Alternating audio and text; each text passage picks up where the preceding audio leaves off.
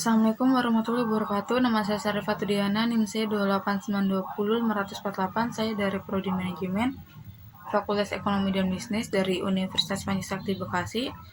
Di sini saya akan menjelaskan materi dari mata perkuliahan Pendidikan Agama Islam dari dosen pengampu saya, Pak Solihudin. Pertama, di sini ada pengertian riba. Riba berarti menetapkan bunga atau melebihkan jumlah pinjaman saat pengembalian berdasarkan persentase tertentu dari jumlah pinjaman pokok yang dibebankan kepada pinjaman. Riba secara bahasa bermakna ziyad atau tambahan. Dalam pengertian lain, secara linguistik, riba juga berarti tumbuh dan membesar, sedangkan menurut istilah teknis, riba berarti mengambil tambahan dari harta pokok atau modal secara batil. Namun, secara umum terdapat benang merah yang menegaskan bahwa riba adalah pengambilan tambahan baik dalam transaksi jual beli maupun pinjam-pinjaman secara batil ataupun bertentangan dengan prinsip muamalat dalam Islam. Selanjutnya, di sini ada macam-macam riba. Menurut para fikih, riba dapat dibagi menjadi 4 macam bagian, yaitu sebagai berikut. Kesatu ada riba fadl, yaitu tukar-menukar dua barang yang sama jenisnya dengan kualitas berbeda yang disyaratkan oleh orang yang menukarkan. Kedua ada riba yad, yaitu berpisah dari tempat sebelum ditimbang dan diterima. Ketiga ada riba nasi'ah, yaitu riba yang dikenakan kepada orang yang berhutang disebabkan memperhitungkan waktu yang ditanggungkan.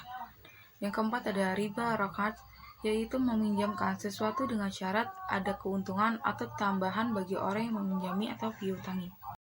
Selanjutnya di sini ada faktor penyebab memakan dan diharamkannya perbuatan riba. Kesatu di sini ada faktor penyebab makan riba. Di sini ada kesatu ada nafsu dunia kepada harta benda, kedua serakah harta, ketiga tidak pernah merasa bersyukur dengan apa yang telah Allah Subhanahu wa taala berikan. Keempat, imannya lemah. Kelima, ada selalu ingin menambah harta dengan berbagai cara termasuk riba. Selanjutnya, adapun hal-hal yang menimbulkan riba diantaranya adalah 1. Tidak sama nilainya, 2. Tidak sama ukuran menurut syarat, baik timbangan, takaran, maupun ukuran. Yang ketiga, tidak tunai di majelis akad. Selanjutnya di sini ada faktor penyebab diharamkan riba. Kesatu ada merugikan orang lain, kedua sama dengan mengambil hak orang lain, ketiga mendapat laknat dari Allah Subhanahu wa taala, keempat neraka ancamannya, kelima termasuk perbuatan yang setan, yang keji, keenam memperoleh harta dengan cara yang tidak adil. Selanjutnya di sini ada dampak dan hikmah pelarang riba. Di sini ada riba dapat berdampak buruk terhadap kesatu pribadi seseorang, kedua kehidupan masyarakat, ketiga ekonomi.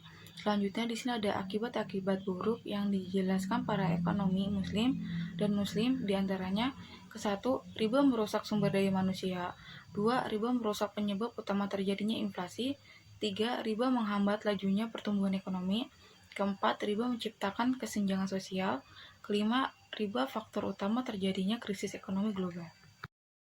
Selanjutnya di sini ada hikmah di balik larangan riba, yaitu Allah Subhanahu wa taala tidak mengharamkan sesuatu yang baik dan memanfaatkan bagi manusia.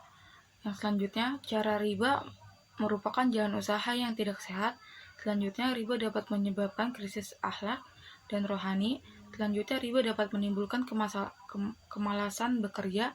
Selanjutnya, riba dapat mengakibatkan kehancuran.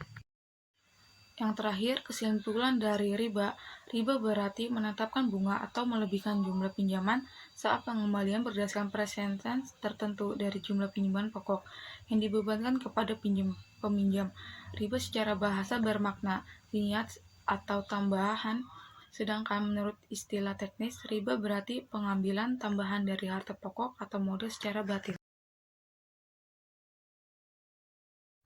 Mungkin cukup sekian dari saya, kurang lebihnya mohon maaf bila ada kesalahan kata. Wabillahi taufiq wal hidayah. Wassalamualaikum warahmatullahi wabarakatuh.